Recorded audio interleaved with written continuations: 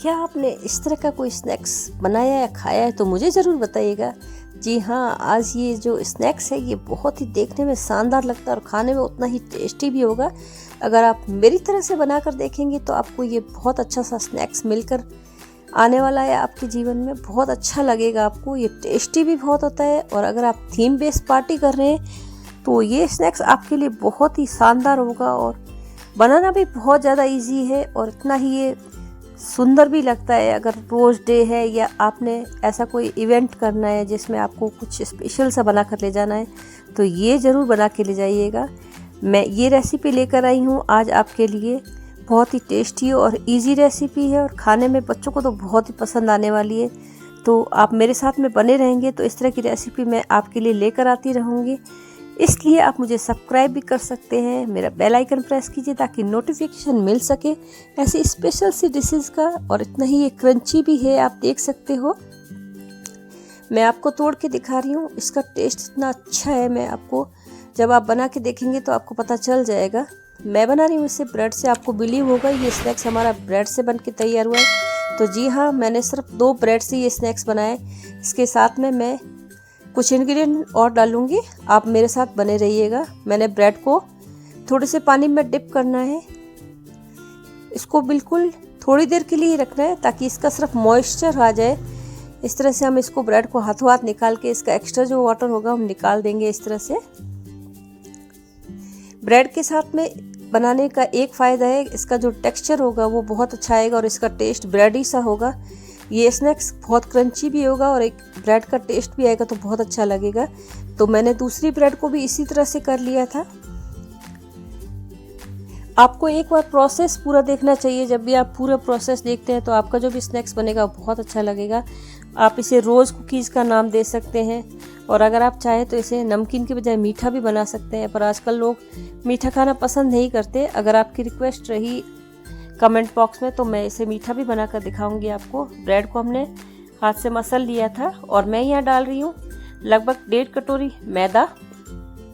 आप चाहे तो इसे आटे से भी बना सकते हैं, पर मैदे के साथ में एक क्रंच आता है वो बहुत ही अच्छा लगता है।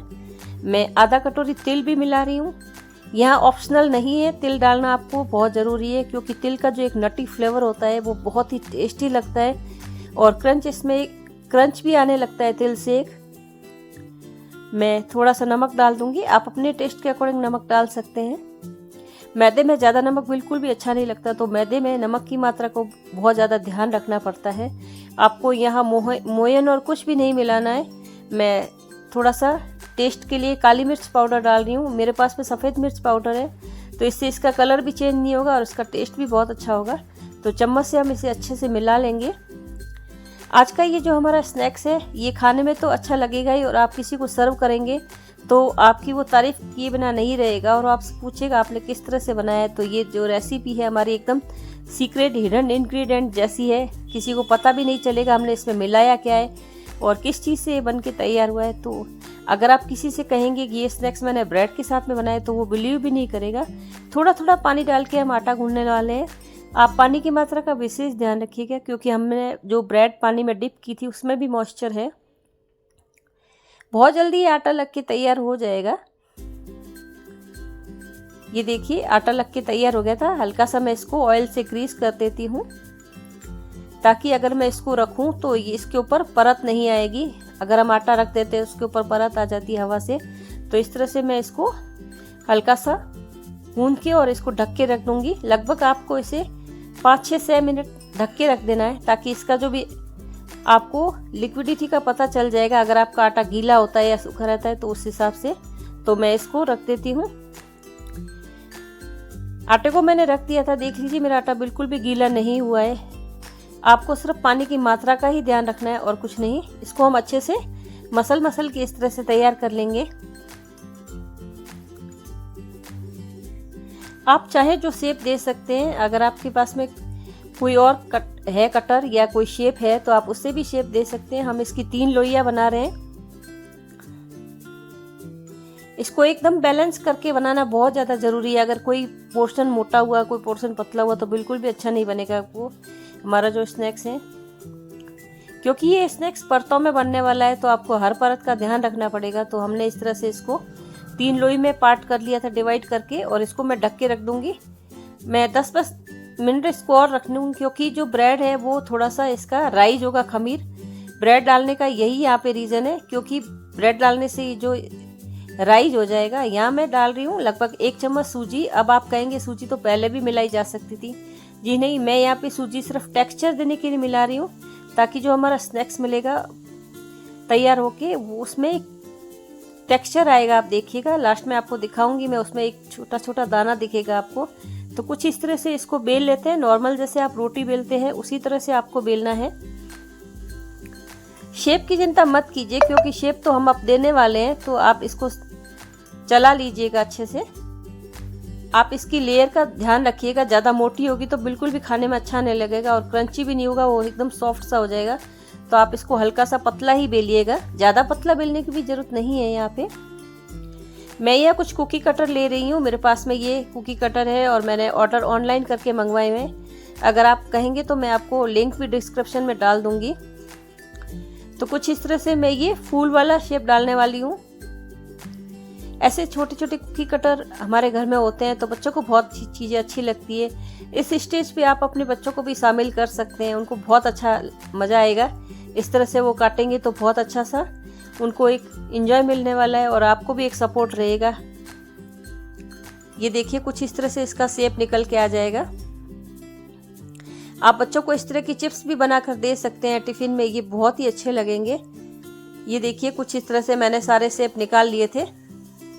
अब मैं इसको किस तरह से बनाने वाली हूँ मैं आपको बता देती हूँ। बड़े से छोटे के शेप में हम इसको लगाने वाले हैं। तो इस तरह से हम 3 यहाँ पे तैयार कर रहे हैं। अगर आपने एक मोटी रोटी बेली है तो इससे आपके 3 फ्लावर बन के तैयार हो जाएंगे। कुछ इस तरह से मैं प्रॉपरली भी आपको बताने वाली हूँ। इस तरह से ये फूल बन के तैयार हो जाएगा, और ये फूल खाने में उतना ही टेस्टी लगेगा जितना देखने में लगेगा।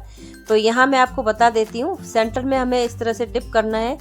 इस डिप्रेशन में ये सेट हो जाएगा। आप अंगुली को हल्का सा पानी से गीला कर लीजिए, ताकि ये जो चिपकेगा अच्छे से। मैं बीच बीच में इसको पानी से लगाकर सेट कर दूंगी।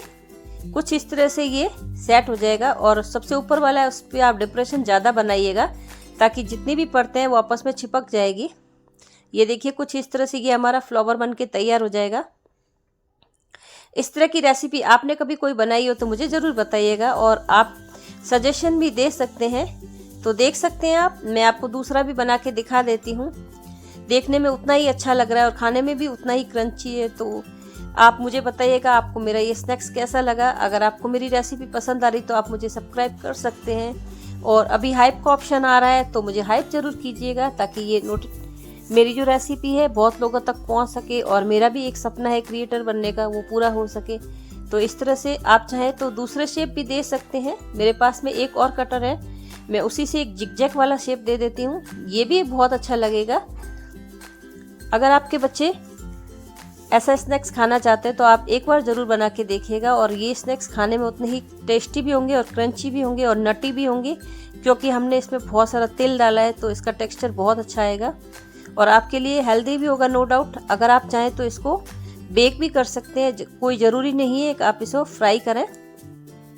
तो इस तरह से मैं ये कट लगा के दूसरा स्नैक्स तैयार कर रही हूँ, क्योंकि कभी कभी ये होता है कि हम दूसरा शेप भी ट्राई करते हैं और ऐसे शेप्स बना के रख लेते हैं, तो हम इसको स्टोर करके भी रख सकते हैं। नो डाउट ये ख़राब बिल्कुल भी नहीं होगा, आप जितने दिन चाहें इसको रख सकते हैं।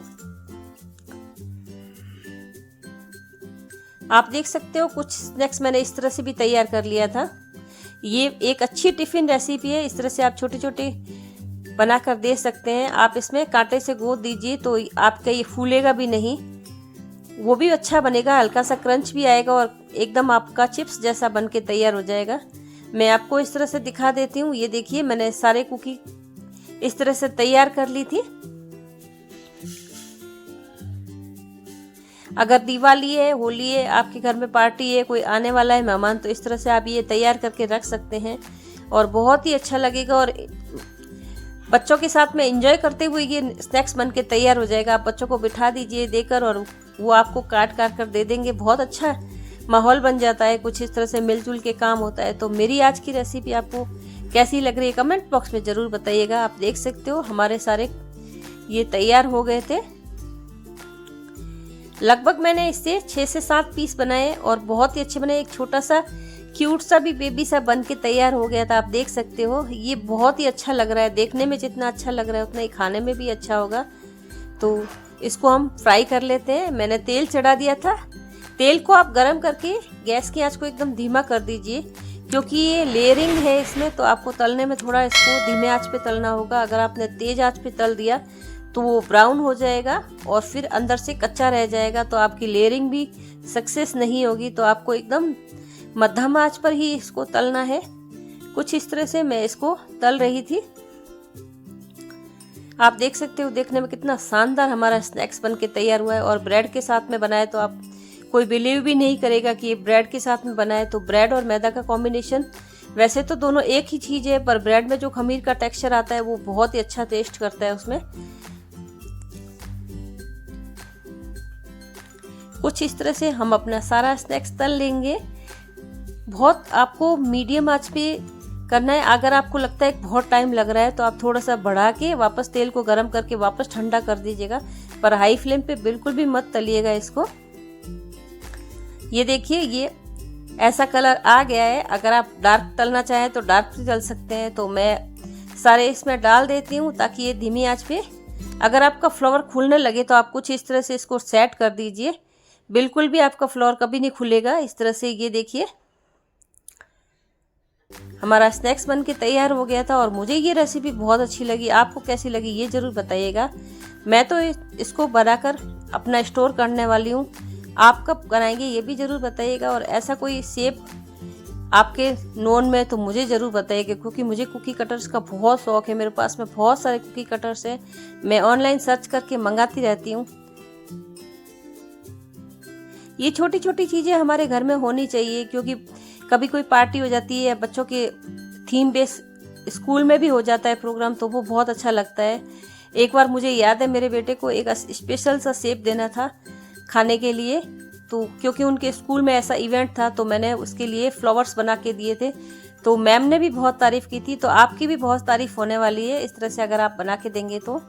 और छोटे बच्चे खाना नहीं खाते हैं, इस तरह से आप बना के देंगे तो बहुत ही अच्छा लगेगा। अगर आप मैदे को नहीं यूज़ करना चाहते तो आप वहाँ पे आटा यूज़ कर लीजिएगा, कोई टेंशन नहीं है। आटे से भी ये क्रंची सा स्नैक्स बन के तैयार हो जाएगा। कुछ इस तरह से ये चिप्स भी मैंने तल लिए थे। ये चिप्स भी बहुत अच्छे लग रहे थे। आप चाहे तो इसे बेक भी कर सकते हैं एयर फ्रायर में। ये देखिए हमारा स्नैक्स बन के तैयार हो गया था। कितना शानदार सा हमारा स्नैक्स बन के तैयार हुआ है। और इस तरह का स्नैक्स खाने को मिल जाए तो हमारी तो बल्ले बल्ले हो जाएगी। बहुत ही टेस्टी सा हमारा आज का स्नैक्स बन के तैयार हुआ है, ब्रेड और मैदे के साथ में। और बहुत सारे हमने जो तिल डाले हैं, तिल से आपको कैल्शियम भी बहुत मिलने वाला है। तो आपको मेरी रेसिपी कैसी लगी ज़रूर कमेंट बॉक्स में बताइएगा। फिर मैं आपके लिए ऐसी रेसिपी स्नैक्स की लेकर आती रहूँगी। और इन्जॉय कीजिए, स्वस्थ रहिए, मस्त रहिए और मेरी रेसिपी को फुल वॉच कीजिएगा ताकि आपको एक अच्छा सा स्नैक्स मिलेगा। आप देख सकते हो हमारा ये रोज़ फ्लावर कितना अच्छा तैयार हुआ था। हर लेयर इसकी खुल के तैयार हो गई और अंदर तक ये पका हुआ है, क्योंकि हमने इसको बहुत धीमी आंच पर पकाया है।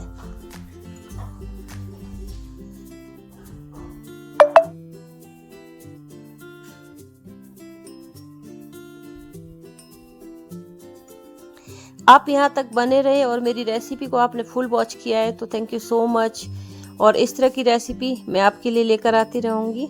अपने दोस्तों के साथ में शेयर कीजिएगा मेरी रेसिपी को और अपने बच्चों के साथ में इस रेसिपी को ज़रूर एंजॉय कीजिएगा। फिर मैं मिलती रहूँगी आपसे एक नई रेसिपी के साथ में। मैं आपको इसका क्रंच भी दिखा देती हूँ। ये देखिए कुछ इस तरह से ये इतना क्रंची है।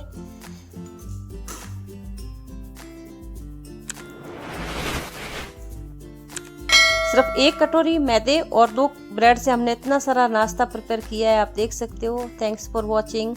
लाइक कीजिएगा, कमेंट कीजिएगा, अपने दोस्तों के साथ में शेयर कीजिएगा। Thank you so much. Thanks for watching.